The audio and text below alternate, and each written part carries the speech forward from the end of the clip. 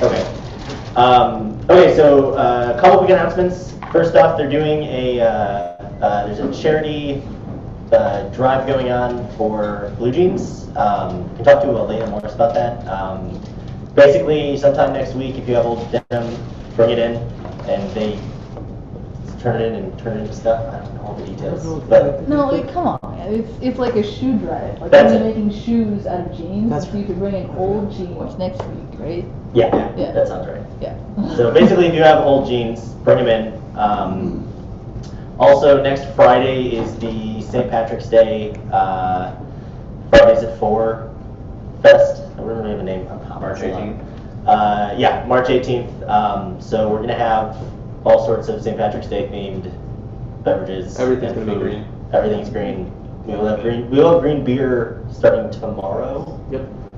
And then we'll have more green beer on Friday, the following Friday. So What? Why not this Friday? both. No, Oh. we're both.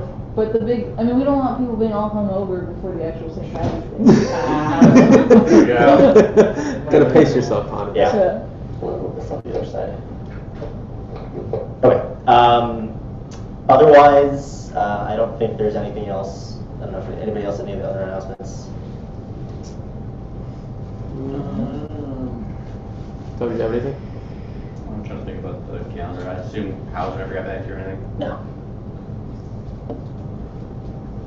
No. So maybe we haven't got a quarterly one. Yeah. So there's not a ton. I'm trying to think if there's anything else coming up. I know 53, the Slum Experience Book Club has their Reading Between the Vines in a few weeks, and that's, I think it's Ender's Game this time around, which is a good book. So if you're looking to join a cool book club, I went for Ready Player One, and it was at headquarters, and it was fun. So, So good. yeah, I'd recommend. And then there's also, obviously, the Toastmaster stuff. I think it's every third Thursday. We missed it because of our happy hour last month, but every third Thursday. So They're Tuesdays? Tuesday. Okay. Keep that in mind as well. They're looking for people. Yeah. 22nd. Sweater you wore on Q1. This is the same sweater I wore in Q1. I wish you would have worn your I should have. identical sweater. Yeah, and then we just think up on that. Yeah, slightly red.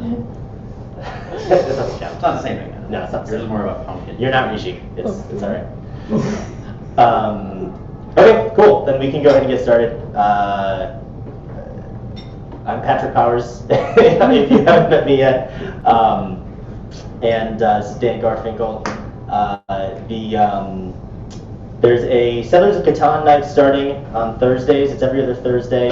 And so we thought it'd be a good idea to put together just a brief introduction to anybody who hasn't played the game. How many people have never played Settlers before? I'm just curious. Okay, good. Cool. Good. So we'll go through just some basic rules of it real quickly. Talk a little bit about strategy. None of it makes sense unless you're playing the game, though, obviously. So we're going to try to push through a quick introduction lesson first, and then sort of demo a quick round of gameplay or something, or a few rounds. We also have Avalon prepared. Who hasn't played Avalon here yet? Okay, good. So there's that one, and then we'll talk some more about just all the other games that we have going on the floor at Fridays at 4, because I know that there's a ton that get played. So, okay, so let's get started.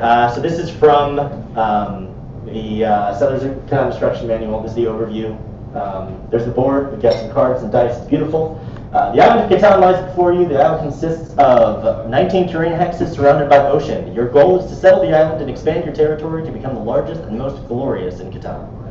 So that's that. That's the overview of the game. What that really means, and this is from Wikipedia, is that players assume the roles of settlers, each attempting to build and develop holdings while trading and acquiring resources. Players are rewarded points as their settlements grow. The first to reach a set number of points, typically 10, is the winner. So basically, this is your game board. You can see you've got these pieces on it that are doing stuff. You'll learn all about that soon. None of those pieces are actually in the right place, which is kind of funny. But otherwise, yeah, basically you're trying to colonize this small island, and you do so by trading with people, by building, by expanding, and generally creating the best settlement you can. So when it comes to the board, you see that each one of those pieces is sort of laid out within the middle of all that water. The board is different every time you play. Yes. So you shuffle the cards, you set them up, and so if you can actually tell like the landscape out there, every time you play the landscape is going to be different. So it always like changes the gameplay. So that's one of the big parts about this game is that the board will change every time, and so your strategy will never be the same, or it can remain the same, but you always have to adapt. Cool. Okay, so game board consists of land tiles and sea tiles. We can see a few different types of tiles. We have forest tiles, pastures, farmland. This is mountains or quarries or something. The terminology is kind of weird. And then hills. And they each give you different resources that you use for stuff. The odd man out is the desert there in the center, which is a desert that gives you nothing. It's a scary, scary place. Sea tiles are the border for the game. They actually hold the thing together. As Dan said, these will all be randomized every time. And the sea tiles just kind of hold that board in place. The ships here provide trading opportunities for different things. We'll go over what all this means. So that's just outlining the components. Buildings that you build are placed at the vertexes of tiles, and roads are placed at the edges, so you'll see more of that. Continuing on, we also have these number tokens that they are used to determine which resources are distributed. You're going to roll some dice. Depending on which number comes up, if you've got a settlement that matches, that's on the right tile, you get some resources. Everything's happy. Okay, moving right along. Okay, we've got our resource cards: brick, wood, ore, sheep, and wheat. They're received on dice rolls. There isn't a maximum number of resource cards that you can have. However, some penalties are possible after a certain number. So we'll get to what happens if you have more than 7 of those in your hand later on. These are your settlement pieces. So we have settlements, cities, and roads. This is how you build your little empire or outpost or colony, or however you want to think about it. We mentioned victory points earlier, and these help you get to those. So for example, each settlement is worth 1 victory point, each city is worth 2. Roads actually can give you victory points. So what's 0 by themselves, but if you get a long enough road, then you get extra victory points for that. The only thing worth noting is that the only things that you can build on the spot are settlements and roads. Cities have to be upgraded from settlements, and that's that. Other components, we have these things called development cards. We have knights, which they are responsible for moving what's called the robber around. You see the robber further down when we get to him. And yellow cards are victory points. Some cards are just straight up worth points. And green cards are progress cards. They are special actions to take. So for example, this one's called road building, and it just placed 2 new roads as if you had just built them. Just think of them as free actions you can take. We have dice. That's what they look like. The colors mean absolutely nothing. It's just for flavor. But generally, you are going to roll dice at the beginning of every turn to determine which resources you get, or if the robber is triggered. And that's our robber, a little green pawn-looking piece. And he will be moved around the board and placed on specific tiles, and will block resources from being generated on that tile. So for example, here you can see we have some cities attached to this nice, green pasture. But if that number is ever rolled, they won't get resources because the robber's there. He's a jerk. And then finally, we have these 2 giant cards. They're just additional ways to get victory points, namely the longest road and the largest army. Longest road, if you have 5 roads in a row, great, you got the longest road. You get 2 victory points. But if somebody builds more than you, they steal it from you, and that's not fun. Largest army is the same thing, but with knights. So we saw those knight cards earlier. As you play them, if you accumulate 3, same thing happens. You get this 2 victory point card, but it can be stolen by another player. Ties do nothing to change hands. You have to have more than the other person who currently has it. So, all right. So let's actually go through the setup really quick. We've already set up the board, but basically, we just connect this order, we shuffle the land tiles, and we dole them out however you see fit to create a random board. If you can remember, this is already a different looking board.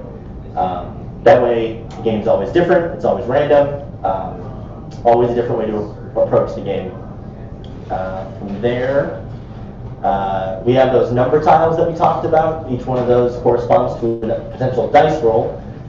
They're actually conveniently laid out for you because each number has a letter of the alphabet, so you get to wrap around real quick, A, B, C, D, E, F, G, etc. These will not be randomized, at least in terms of order, and that's to make sure that dice rolls that are really common aren't too close together, so you can't just get the best spot in the game and then just win forever. So this distributes so that there aren't, the 6s and the 8s, which are the most common dice rolls, other than 7, which will get 7's in special roll. Yeah, so that's just to make sure that there's some balance in possible resources. So yeah, you just kind of wrap around, spiral inwards, skipping the desert. Everyone gets a color. You get to pick, there are 4 possible colors for the base game. There are expansions that add, so you can have 5 to 6 people instead of 3 to 4. But the base game uses 4 colors. You need 3 to 4 to play. Resource cards get their own piles. Development cards get their own pile. These 2 cards just get thrown off to the side. We don't care about them until somebody gets them. Robert gets exiled to the desert. You can see here in his natural habitat. And then, so then we go ahead and get started. The placement of settlements is kind of weird, or at least it's the only kind of confusing part of the game. Basically, you determine who's going to go first. The official rules recommend age, but that's always weird. Or a dice roll, however you want to figure out who goes first, they go first. And then play will just continue in a clockwise order from them. Basic, standard board game rules there. The way this works is the first player is going to take a settlement, one of their settlement tokens, and place it on any vertex they choose. The idea here is obviously, you want to pick a good vertex that's going to lead you to a good settlement. So let's say, for example, this was Red's first settlement. They chose the 9-11-4. They want these resources or whatever they want. So they're going to pick a spot, put their settlement down, and put a road coming out of that settlement in any direction on any of the edges. So they're going to do that. Play's going to move to the next person. And then they do the same thing, and then the next person until everybody has a settlement and a road somewhere on the board. The only restriction here is you cannot put 2 settlements next to each other. So if you look here, there's always at least a vertex between them. So that's what that matters. Is I couldn't, if I was the orange player and it was my turn, I couldn't plop one down right here or right here. There has to be a space between them. And then after everyone's gone through and placed their settlements, it then goes back around in reverse order, and everybody places a second settlement. So that way, before the start of the game, everybody has 2 settlements and 2 roads on the board. The only thing to keep in mind is that same rules apply. You can't put your settlement next to any other settlement, including your own. And each road has to come out of its new settlement. So you can't just put a settlement out in the middle of nowhere and then make one road longer. The important thing about the second settlement is that this settlement is what determines your starting resources. So if you place your second settlement right here, that means you will start with wheat, lumber, and wool or sheep from those tiles. So that determines your starting hand. Rishi, do you have a question? That was kind of my question. So what's the strategy behind placing roads and settlements? So we dive into this a little bit more later, but basically the idea is that you have to consider, board presence. Like, are you going to have room to build? Are you going to get boxed in? You want to consider diversifying the kinds of resources that you're getting, or the how frequently you're getting them. So, for example, if you have nothing but 8s and 6s, that's nice, but it means that that's only 2 numbers out of the 12 that are possible to roll, or 11 that are possible to roll will actually come up.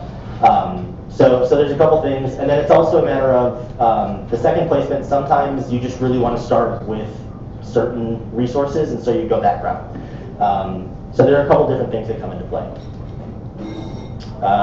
Okay, so after setup is started, it's now just the same turn, the same steps over and over again. Basically, we roll for resources, so we're going to roll the 2 dice, and go ahead, give me your roll. What do we got? Let's try it based on this board, or Yeah, ours? just based on what we got up here. All right, 1 and 2. A 1 and 2. So that means we're going to look for all the 3s on the board. It looks like we've got some wheat up top and some lumber over here. So nobody's connected. Nobody has a tile on any of these vertexes. So this doesn't mean anything. But it looks like red has 2 settlements up on that the wheat field, which means they will get 2 wheat resource cards. This does not mean like only because it was red's turn they get it. Anybody who has a tile on those tokens are going to get resources, which is kind of nice because it makes it a little bit more interactive than like Monopoly or something where like it means you have to pay attention to what's happening on everybody's turn. There's a lot more interplay, which is nice. So similarly, something for like, let's see if there's a good example. Like a 6, for example. White's got this 6, white has that 6, and red has that 6. So white's going to get lumber and brick on a roll of a 6, and red is going to get brick. So that's the first step. If a 7 is rolled, however, this is the special case, when you get to be a jerk. The robber becomes activated on a 7. What the robber does is you can move him to any tile on the board. It blocks resource production on that tile, as well as if somebody is connected to that tile, you get to steal one of the resource cards. So the game basically turns into who do you want to tick off at the beginning of the game, so that they spend their whole game seeking revenge. Or who do you want to be friends with, or whatever. So, for example, if I roll a 7 here, What you did? what do you know? I did. And let's say I'm orange. I'm going to put the robber maybe on the 6 brick tile up there. That blocks that tile from ever producing resources, so white and red won't collect anything on it. As well as I get to choose one of them and just steal one of their resource cards, which is nice. You don't get to know what it is ahead of time. It's, they back face and you just pick out of their hand or however they want to do it. But the only other thing that happens with a 7 is if you have more than 7 resource cards in your hand, that does not include development cards or any other card, just resource cards, you have to discard half of them rounded down. So if you have 9 resource cards, 7 gets rolled, you lose 4. Just straightforward way to make sure nobody's hoarding things. I have 5 sheep. Use it or lose it. You have 5 sheep? You're You're safe. I got some wood. Yeah. I need some Huh? sheep. Need some sheep. That never gets tired. Never done. Okay, so that's the first step for the turn. The bulk of the turn takes place in the combined build, buy, and trade step. Basically, this is where you're going to build things. Everybody gets one of these fancy building costs cards, which is nice, so you don't have to memorize anything. And you can trade resources with other players. There's no order defined for this. You don't have to do one then the other. You can mix and match. Trading's really straightforward. All that means is, yeah. In the base game, it's trade and build is separate, but in the expansion, they're rolled into one. See, You and that's- play it with the base game where they're all rolled into one base. Yeah, so that's something that's come up, like I've seen it both ways, depending on which edition of the base game you have. Like the older ones, they separate them. In some of the newer ones, they just combined it. And I'm not sure if that was because it was like an intentional change or if it was just errata, but everywhere that I've seen it more recently it's more combined. I think it can be done either way. Probably something to figure out before you play. I think every game that I've ever sat down to play, it's always been combined, and nobody said anything about it. Like, I think it's one of those things that people just skim through the rules and just assume, why couldn't I do this? It just feels more fluid. But yeah, so that's something to be said, is that depending on which rule set you're using, older editions will have these be as separate things where you have to do, I think it's all trading first and then all building and buying. But that's, again, that's up to you. Okay, cool. So basically, you trade your resources with anybody else at the table, as many as you want. You can say, I have 2 sheep. I'm looking for wheat. Who can give me wheat for these 2 sheep, or whatever you want to do. The only restriction is you can only trade if it's your turn. So if it's my turn, 2 other people on the side of the table can't be trading. This also changes a little bit in expansions. With more players, some rules get changed, but this is just for the base game. Development cards can't be traded. Victory points cards can't be traded. It's just resources. Yeah. Do you have a question, Thomas? From the previous slide? Oh, I'm sorry. I didn't see 7 it. actually got it. So for the 7, whoever rolls the 7, Mhm. everybody. Yeah, applies to everybody. So that's, like I said, it keeps everybody involved in the turn. And the rover just stays on that tile till someone rolls a 7. Until 7 rolls a 7, or that's what the knight card does. You can move the knight card around. Okay, so as far as building things go, we talked about roads a little bit. They have to be attached to another settlement or city. You can't just plop a road down in the middle of the map. The whole idea of roads is that that's how you expand to get to another spot to build a settlement. You can't build over existing roads. There's no overwriting in this game. Once something's down, it's down. Yeah, they're not worth any victory points without the longest road card. Settlements get placed at a vertex. You can see, so go back, roads cost a brick and a wood for a road token. A settlement is a brick, a wood, a wheat, a sheep. You need one of each of those cards for a settlement. So they have to be placed at a vertex. They have to be placed connected to a road that you own. You can't build off of other people's stuff. Can't be next to another settlement. We talked about that. And they're worth 1 victory point. That's the 1 VP thing over there. And they give you 1 resource for each settlement connected to a tile. So if you have 3 settlements monopolizing a single tile, you will get 1 resource for each of those settlements on the tile if it's rolled. So it's sometimes good to stack settlements. A city is an upgrade from a settlement, cannot be built by itself. Basically, this is the only time that you take something off the board, is if you are placing one of your settlements with a city. They are basically twice a settlement. So they're worth 2 victory points, and if a resource tile is rolled, you get 2 of that resource instead of 1. And then finally, development cards. The way that you get those in the game is just by purchasing them with wool, wheat, and ore. You can buy as many as you like in a turn. You can do as many of these things in 1 turn as you like, as long as you have the resources for them.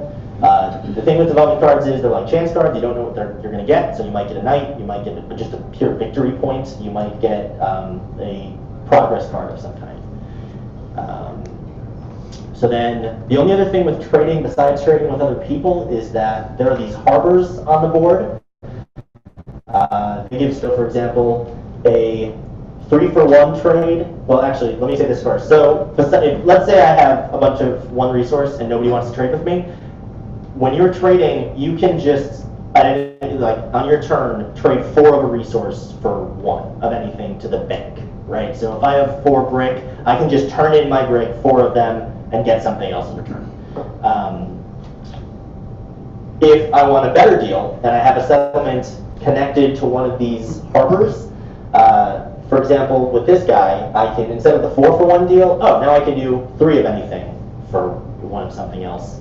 The 2-for-1, the idea is that you can trade in 2 of whatever resource is pictured and get 1 of anything. So if you produce a ton of brick, then that's a good reason to be on a settlement or on a harbor for brick, because you can just constantly trade in at a really quick rate. So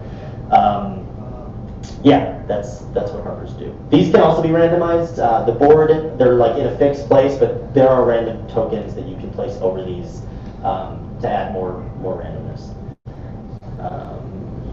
Okay, and then finally, the only other rule is development cards can be played at any time in the turn. You can play them before the roll, after the roll, before you build, while building, as long as the next person's turn hasn't started yet. The only exception is you can only play 1, and you can't play 1 that you just purchased. So you have to have a development card for a full round before you can use it. Victory points, however, are the exception. You never want to play these. They're always secret. You don't have to tell anybody you have them until you have enough to win, right? So the goal is 10 victory points. Let's say you have 8 on the board from settlements and cities, and you've got these 2 victory point cards. You can just flip them and you win. Pop, just happens. You can play all of them at once. You can play them on the turn that you purchase them. That doesn't matter. And the whole idea is because they don't do anything except win you the game when you have enough. So they're generally good to keep secret. Eventually people kind of guess, oh, that card hasn't been played for 20 rounds. That's probably a victory point card, but regardless. Yeah, and so you just go in that loop. It's roll, build, trade, pass. Roll, build, trade, pass. So some strategy points. Don't forget the overall goal, which is to gain victory points. Sometimes people get really wrapped up in I just got to keep building roads. I just need more roads. which is fine, but then you have the longest road already, so you can't get anything from that, right? The game is built so that you can't win by doing one thing. Like, you can't just build settlements because there are only 5, or you can't just build cities because there are only 4. Like, so you need to sort of branch out a little bit, so make sure you know, how is this going to help you get victory points? Early settlement placement, we talked about with variety of resources and a variety of numbers. Sometimes those don't play in your favor. Like, maybe all the high rolls are on lumber, so it's like, okay, that's it's going to be a game with and so you have to kind of account for that. I tend to find that variety of numbers trumps variety of resources. You want to be getting stuff every turn, right? It doesn't matter if you have, like, you're the only guy with a 6 or an 8. You want to be getting resources every turn. As far as expansion goes, what resources or numbers are you missing? Will a harbor help you trade what you have? Do your resources promote a specific strategy? So, for example, are you getting a lot of stuff to make you build a city? Or maybe you're getting a lot of stuff to build roads, and then you can completely dominate on getting the longest road, etc. So pay attention to what you have and how you can use it. And can you block another player? Sometimes you're not going to win, and that's what happens. So can you just ruin somebody else's day? That is a legitimate strategy. I will say that unfortunately, Settlers of Catan tends to devolve into a whoever looks like they're going to win, everybody just makes sure they don't, and then like whoever was doing better, yeah, somebody else just trumps, right? So there's a little bit of like, not bluffing, but there's a little bit of strategy in, like, all right, when are you going to try to break away, right? When are you going to try to really develop? So yeah, that's something. But sometimes you're racing for the same vertex, like you each have a road ready, and it's whoever can put the settlement down. Or maybe you can't build the settlement and you just want to block with a road or something. There's all sorts of weird stuff like that. Finally, the end game is helping another player more than it's helping you. Generally, trading stops the longer the game goes because they need all the resources or something. And then finally, what is the fastest route for you to gain victory points? So as I said, some wells dry up. So sometimes, you really want that city, but your better bet is just to keep buying development cards and hope that you get a victory point that way or something like that. So don't get stuck in a strategy. You have to learn to adapt depending on it. And that's it. That's the game. A couple other board games just to mention that we play in the office. Small World and Betrayal. I think I'd rather own Betrayal, but we have played that a bunch in the office. Yeah, we don't own that one, but we have played it. A lot of us own it, so if people are interested in playing it, we can bring it in. But these are all board games. Carcassonne and Small World have a lot of similar themes as Settlers, and Betrayal is just an awesome exploration game. But something else I was going to say about those, but we can go over in more detail at a future date for those. So who hasn't played Settlers before? Because we have a board set up with 3, so if people want to, we can walk through a couple quick hands, and because like I said, the rules. Super Mud. I just shouted a bunch of rules at you, so it probably helps to try them out a little bit. So 3 people who wants to come up and give it a shot. There's no stakes. You just don't have to worry. Nobody. Don't be worried, you will get lost in the game though. Trying to. It's Jumanji rules. It's pretty much, yeah. Like 3 hours passing. Rishi? Just happened. Come on. All right. Come on. Sweet. And then, Patrick, if you want to get that HDMI. Yeah. Right, what are we doing? All right. So You haven't played it, have you? Yeah. No, I mean, that's not I can play it. Hop on in. All right. So we've got 3 colors here. Whoa. That's weird. That's a thing. That is a thing. All right. So we got 3 colors. Who wants to be blue? Who wants to be red? I'll be red. I'll be red. All right. So let's say this is starting. There's your starting hand. You said you're blue. Yep. All right. There's your starting hand. Oh, you get the sheep. And I'll be orange, so this will be my starting hand. I've already won, you might as well. Oh, what is that? Alright, here are your blue and your red. So you know. Alright, In case you were wondering, you don't actually have to memorize all the trade and stuff. Everybody gets this building card, so you can actually just work off of it Okay. during the game, just to know how much of the trade and everything. And Alright. you memorize it, which takes. So let's say we've placed everything, we've got our starting card, the board's already set up. I'm gonna go ahead and go first because I just decided. All right, so I'm gonna roll. I rolled an 11. Well, I don't have anything on an 11, but Blue does, Yeah. right? I told you, you might as well quit. So you get another sheep. Congratulations. I would offer to trade, but so I'm going to go ahead and pass, and we'll say turn order goes clockwise. So yeah, so right now we want to be thinking about expanding. We want to be thinking, what do we need? 7. 7. So yeah, who do you want to screw over? That's this Appreciate game. Yeah. Where do I put this thing? Wherever you want. I mean, if you just want to screw over Rishi, any tile that he's connected to. And he needs. So like it tends to be 6 gets rolled more often than anything else on that he's connected to, right? So there you go. So now you get to steal one of his cards. All right. Oh, generally we want to keep there's these. surprise. We want to keep these hidden, right? Oh, okay, so I just tap Oh, this. crap. Okay, well, I mean, Yeah, you But can for just, this, for this it's like, helpful. yeah. Yeah. it'll be on tomorrow. Cool. Yeah. All right. Well, hold on. Don't roll yet. All right. So first off, can you build anything with what you have? Nope. Nope. And is there anything you're trying to get that you want to trade for? Yeah, man, what do you got? I mean, I've got a whole lot of I've work. got 2 brick. I'm willing to trade for some wheat, if you got it. Or some stone. Anybody? Wheat, stone? Stone. I'll trade a stone for 2 brick. There we go. I'll take Oh it. shit, I've got like plenty of. Cool. Anyway, Cool. I'm up. Yeah, if money's done. 6. So you're blocked. Look how that worked out. Fate agrees. And I get to steal another card, right? Or- no, you don't. It's only on when you place it. Damn. That would be really That would neat. be pretty I get some lumber because I've got the 6 over there. Cool. Great. Now you can offer to build, trade, do anything you want. So like you got sheep and wheat, Yeah, you which want to trade wheat Doesn't for really you something? can get a development card if you get, if you can get a hand of an ore. Which Well, the wheat's blocked anyways, so I. Well, I'll trade you an ore for one of those sheep, and then Oh, you can no. buy it. Then you can buy a development card. Fine. No, for the sheep. Oh, for the You need sheep. the Yeah, wheat. you keep your I was wheat. gonna sneak that in there.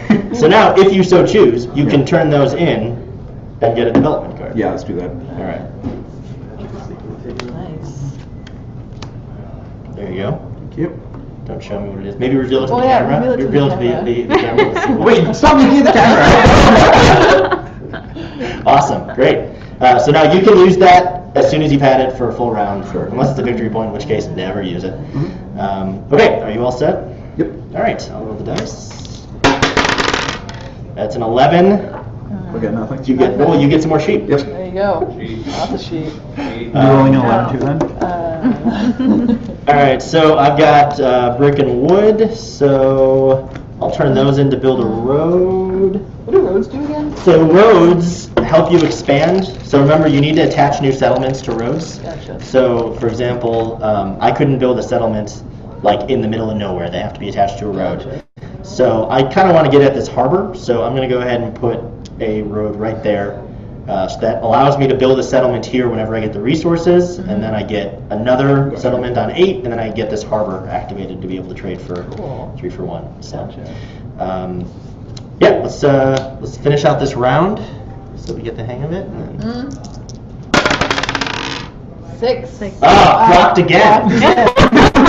I'll take more lumber though. That's fine with me. And then this is a 9. That's a dice. That's a 9. Yeah. Means rolling an 11. Yeah. Dots are on the bottom. Gotcha. Yeah. And then are you looking Yeah, to I do don't have anything, anything. trade? So, yeah, I Can don't want always to trade trade. anything either. All right. Can I play my, At the beginning of your turn, you can. Yeah. so.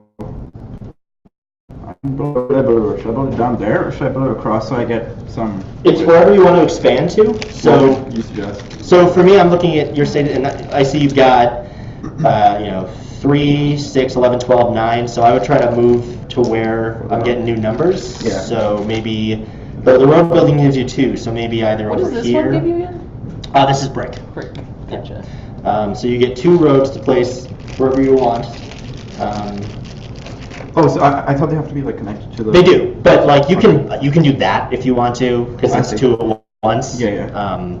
But like if you want to connect them in one plate, like one direction like that, you can. Right. And then that'll give you access to some more numbers. And to go away from the longest road. Yeah, and you're 2 roads There short you of go. having the longest road, which gives you 2 victory points. So. Sweet. All right. Right. Oops. Yep. Yep, so now you can roll. 6 again. That's, They're supposed to have these dice. Who has this game? this is my game, yeah. That would've been so much weed. I wish I did. Like this could not go That would anywhere. have been 4 weed. I assume you don't want to trade that sheep for anything. No. All right, yeah. So then play just continues around like that until people have gained victory points, and eventually somebody wins. You get crazy, complex board winding roads and all sorts of fun stuff like that. So Cool. So awesome. It's a lot of fun. So Nice. cool. Thank you. Yeah, awesome. So do you want to move on to Avalon then? Yeah. Cool. How do I? I'll show you. We have like 10. Do you have 10 minutes? Okay, we can go through real quick then. And Should probably.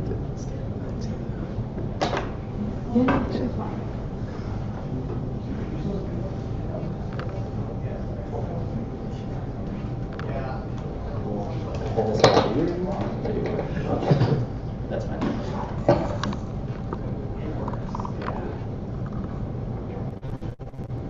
Oh, you slide it over. Yeah, it's kind of weird. Cool. You did it. So Andy Kong is always evil. no, it's well, it's yeah. So this is a game of Andy Kong with evil.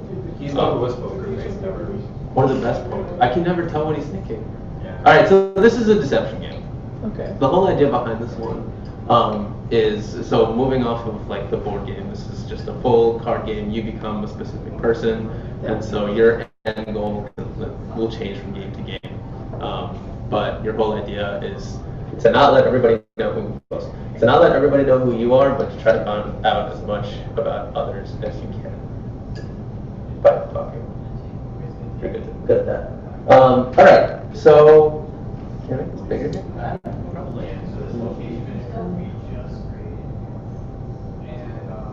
Maybe potentially. You want me to read it? Sure. The Resistance Avalon is a game of hidden loyalty. Players are either loyal servants of Arthur fighting for goodness and honor, or aligned with the evil ways of Mordred. Good wins the game by successfully completing 3 quests. Evil wins if 3 quests ends in failure. Evil can also win by assassinating Merlin at the game's end, or if a quest cannot be undertaken. And at the end, that means that if the good guys end up winning, the bad guys still have one last shot at attempting to win the game by figuring out who Merlin is. And I'll explain who all these people are in a bit. But yeah, so that's the whole idea behind the game. The good guys are trying to get all the quests completed. The bad guys are trying to keep that from happening. And then in the end, if the bad guys end up losing, all the quests happen, then they still have a chance of winning. A lot of the games that I play, bad likes to win, but. Alright, so here are all the different role cards. This is who you become during the game. They all get shuffled and handed out to all the players. And so this is how you know just who you are and what you're really trying to do. So it's each one of them, you see the blue cards up at the top, those are all good guys. So they're all the knights slash helpers of the king, and then in the bottom you have the assassin and all of their helpers as well. So evil versus good, blue versus red, or other way around. But yeah, so these are all the different cards that you can potentially view, and you keep that hidden from everybody else in the beginning. So this is the quest board.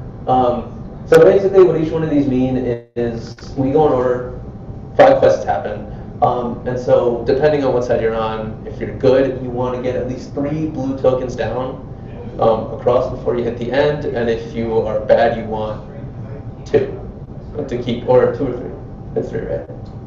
If you're bad? If you're bad, you want the 3. It's 3. Yeah, just to keep blue from being able to fill up all with blue. So that's basically what this board shows. You know, what exactly you're trying to attempt to do. I forgot what these were. The vote track? Yeah, votes. So you have to vote for who goes on the quests. If they fail 5 times in a row, then evil wins. Gotcha. Yeah, so that's why, so we go around the board. Let's say it's my turn. I say I want Pat and Ryan to go on the next quest. Everybody gets to vote. If that vote fails 5 times after we go around the table, then evil automatically wins that one. So try not to, if you're good, you try to keep that from happening. So the next are the team tokens. These are the up-down ones. No, these are just who's going on the quest.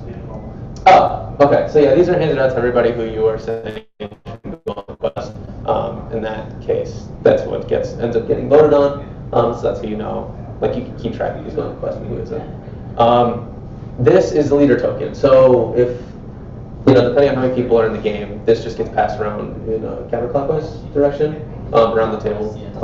It doesn't really matter, but this is how you know who's actually selecting the group to go. So the person is saying, I nominate these people to go on this quest, and so everybody gets a chance to vote on it. But this is how you know whose turn it is next to select. So these are the success and fail cards. These are once the quest finally gets its turn, handed to each person that's going to go on the quest. So if you are good, if you're on the side of good, you get handed these 2 cards, but you're only allowed to play the success. So you can't try to fool people. You can't try to do anything. You want it to succeed. You have to play to succeed. If you are evil, you have the option to play one of the 2. So you can try to, at first attempt to keep everybody from knowing what you're trying to do, or by playing a success and then just hope through whatever, maybe there's another evil person on this quest who's going to put the fail down, or you put the fail to try to keep it from happening. So that's sort of the idea. You have the option if you're evil. If you're good, you have to put a success. You can't try to play the game. And then these are the score tokens. So these are what get put on the actual quest board. You're going for blue if you're good, and going for the reds if you're evil. But if you're evil, you don't want everybody to know that you're going for the reds, kind of thing. So they're quest cards that all depend on the number of players that are in the game. So just to even it out, you could have anywhere from 3 players to 10. So all the quest cards are determined based on just how many players you have in the game. When you first start, everybody gets handed out their card, and then there's just an initial discussion as to who should be the first leader. Still don't know anything about anybody. You're just trying to sort of figure out, the game starts. Who should be the leader? We don't know anything about anybody. Let's pick somebody. So that's how it starts, and then you just move in a counterclockwise direction around the circle after the leader gets determined. So yeah, depending on the number of players, you'll have the right number of evil versus good that gets passed around the table. So these are all shuffled and handed out to each person. You only get one. And so your mission is basically at the bottom of the card. It tells you what exactly you're trying to go for, plus you get it based on the color. It'll also tell you some of the power that you have. So then the next step would be to distribute this isn't the initial setup. Yeah, so we distribute these out to everybody. Everybody gets their role. Oh, sorry. So we get the role after we select the leader. Yeah, it doesn't really matter. Doesn't really, yeah. It's okay. But basically the whole idea is everybody needs a role, and then we determine the leader, and then just continue with that. And then, so there's this whole step that is really how you start the game, where everybody starts, based on the role that you have, you sort of get what the powers do, right? So in most of the games that I've played, I've never actually done this part. I always either get Patrick to do it because he's amazing at it, and Avi also is really, really great. And then whenever I play with all my friends, Steve will go through this. But we all close our eyes. We all know who we are in the game, if we're good or evil, and what our role is. And then can I just call you DM or whoever? I mean, whoever's really good at it. So they'll just go through all the steps and say, so everybody closes their eyes in the beginning. You know who you are. And then we'll go through the evil person. People have to find out, or get a chance to find out who the other evil people are. Then, depending on the other powers that are in the game, sorry, you sort of get to figure, or at least get to help your teammates out during this whole process. So you get to find out, depending on who you are. So the Merlin has the power to know who the evil people are.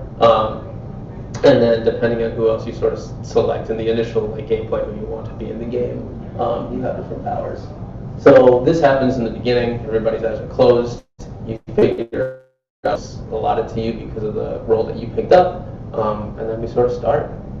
But Yeah, I just want to give you guys Wait, a chance to like, Merlin sort of read knows through who the this. evil people are? Yeah. Yeah. So the trick is that the way it works is all the evil people get to open their eyes and see who they are. Then they close their eyes. They put their thumbs up, and then Merlin gets to open his eyes, so he knows exactly who the evil people are. The kicker is if at the end of the game, good wins. If the evil people guess who Merlin was, then the evil wins. Alright, so Merlin has to So be very Merlin knows who discreet. everybody is, but he can't just come out and say like, hey. Although people will come out and say, I'm Merlin, and bam, bam, bam, for one reason or another. Yeah, so it gives the good side an advantage at the cost of risk, right? Right. Because even if you're playing with 9 people, like, 6 of them are good, right? I think it's 6 and 3. 6 on 3, yeah. So they have a 1 in 6 chance of guessing correctly at the end anyway. Yeah, so it gets kind of So then you weird. narrow it And down. there are additional roles, like some roles know who Merlin is. Like there's one role that knows who Merlin is, and so He's a good guy. Yeah, it's a good guy. So he gets to pay attention and like Pretend you know, to be try to Merlin. pretend to be Merlin and Reflect. reflect. Yeah. But sometimes it'll happen where I don't know, somebody will just think Merlin is somebody else for some reason. It gets really weird. When in doubt, guess Avi. Yeah. He's usually Merlin. So. You should really. Yeah. So he's usually Merlin. that's hilarious. So yeah, that's the whole idea. If you're Merlin, you know everything, Yeah. but you also have to be really careful to not let the bad guys know that you know everything that you know. And then at the same time, like Patrick said, there's another character in the game who the Percival, that's right, is the other blue like special character that knows who Merlin is, and so his job is to deflect and make everybody think that they either might be Merlin or just keep people from knowing who Merlin is, that kind of deal. And then on the bad side, it also goes off. But yeah, that's the whole idea. I think we have like 5 minutes, or 3 minutes, so we could probably just talk through the game. Yeah. Don't worry about that as much. So like I said, team building. So at first somebody will offer up these 3 people to go on a quest, depending on the board, how many it says need to go. Everybody votes. If on the voting side, everybody gets to vote yay or nay. We usually just do the thumb up, thumb down, because you'll at that point. And then you hand these 2 cards to whoever's going on that quest. Once the quest gets determined, votes up. So, like I said, bad guys can play either of the 2. Good guys have to play the success. And then we do the reveal. So these cards, once they're all submitted by the people on the quest, they get shuffled amongst each other face down, so you don't know who played which one, and so they all just get revealed. And so if you have a fail in there, the one fail, that quest failed, all success means it passed, it succeeded. So like we explained before, the way you win, if you're good, is if you get at least 3 quests that pass, but the bad guys still have a last breath chance to figure out who the Merlin is and kill him. Otherwise, if 3 fail, then the bad guys automatically win. Yeah, so this is the Merlin card, the one that we discussed before. Good knows who is evil, doesn't want to give away who he is. Evil, the assassin, so just trying to either kill the Merlin or ruin all the quests. Percival, so like we said, these are all the optional ones. Knows who the Merlin is, and so his whole goal is to try to protect the Merlin. Mordred is not revealed to the Merlin, so he's a bad guy, and so he knows. The Merlin doesn't know that he's bad, so he just remains hidden. And then you have Oberon, who does not reveal himself to the evil players, and he does not know any of the other evil players, and is not a minion of Mordred. It's so crazy. Just a weird evil. Yeah, just one-off. quiet, Crazy silent. demon looking. Yeah, how would you not know he's evil? Yeah. No clue. And then the last one that we had was Morgana, who appears to be, appears to Percival to be Merlin. So if she's in play, when Percival opens his eyes to see who Merlin is, there are 2, not just 1, because she's faking to be 1. When he sort of gets brought into play, he doesn't know which one is the real Merlin and which one isn't. because then we have a fake who's evil. And But that's then it. Doesn't, Oh, no, never mind, Morgana doesn't know who Merlin is. No, sorry, eyes are closed. yeah. So neither of them know. Yeah, they had their eyes closed during that whole like talking initial phase, and so she just looks to be Merlin. Wait, and then I missed something. Do you kill people off then after every quest? No, so the way that it works is you just send the leader rotate moves around, and so you send different people. So the idea is like, let's say the first quest, 3 people go, it succeeds. It's like, all right, great, let's send them again. This time it fails. Well, shoot, one of them's a bad guy, we don't know which. So maybe we'll try new people, maybe we just really don't trust Andy. Andy's always evil. Always evil. So yeah. Gotcha. And that it just continues around until 5 quests either result in 3 failures or 3 successes, whichever happens first. Yeah. Yep. So that's the game. Cool. And so you try to just, if you end up losing as a bad guy, so just try to run at Merlin with a sword and kill him. Cool. Last breath chance. Gotcha. That's what I always picture. I don't know. And then these are some of the other games that we have that are similar, like Deception. same based. idea. Yeah, deception based. I think Sean owns 2 of these. Has them on Yeah, his desk. werewolves. Well, there's Ultimate Werewolf One Night. This is Werewolves, which is a more extensive game. Vampire Werewolf. Yep.